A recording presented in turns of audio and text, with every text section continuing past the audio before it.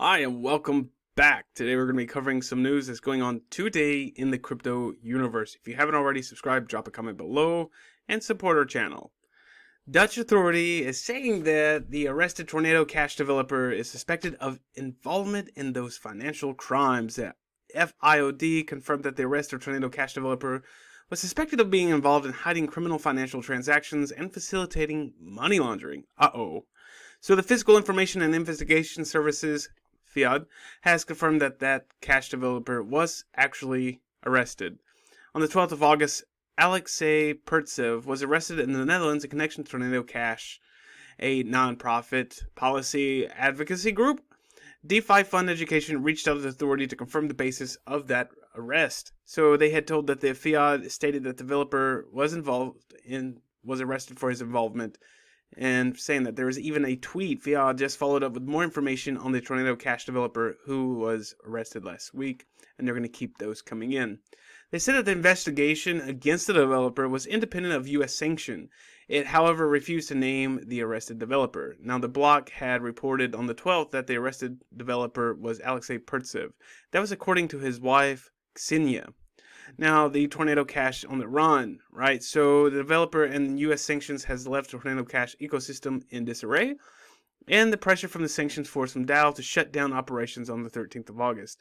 The member stated before from Tornado Cash that to keep members safe and avoid legal issues, as the situation is dangerous for all developers, even those outside of the Tornado Cash ecosystem. So there's no going back for the U.S. Treasury, and they said that it will pursue after all crypto mixing protocols with know your customer modalities. Now, crypto mixing protocols by design is decentralized, making it difficult to implement a KYC model.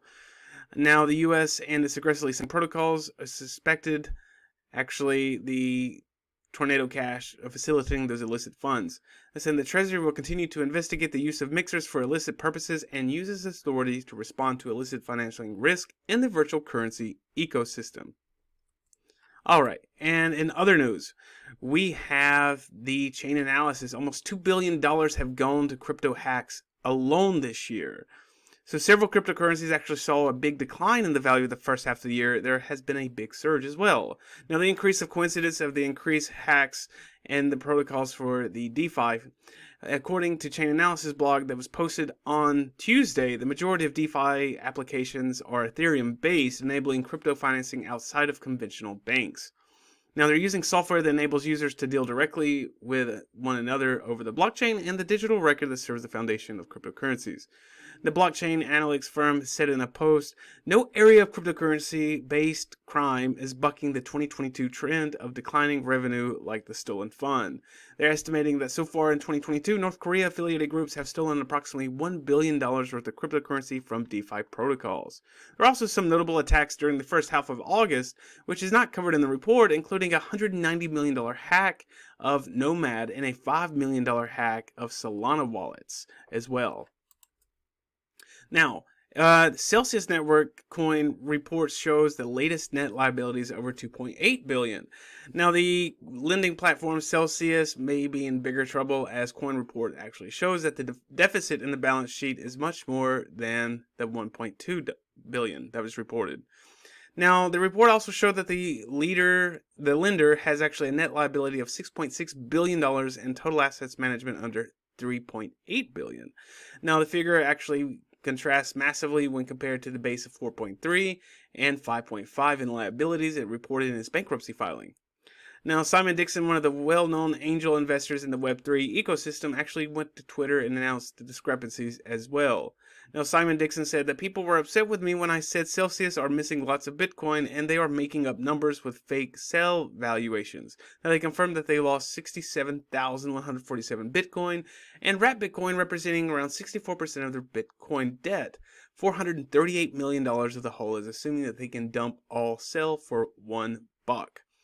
Now, the network has declared bankruptcy after it actually stopped withdrawals on the platform, and the first protocol to actually make a move as far back as June. Now, they also have in the news that the feds are back at it, and banks should notify Reserve Board before engaging in crypto activity. Now, the Federal Reserve Board actually is sharing this information, and the bank should actually notify them before doing anything in crypto assets.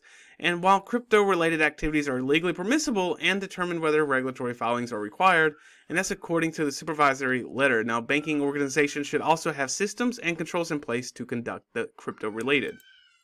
Now, to emerging crypto asset sectors presents potential opportunities to banking organizations, their customers, and overall financial systems, that letter states.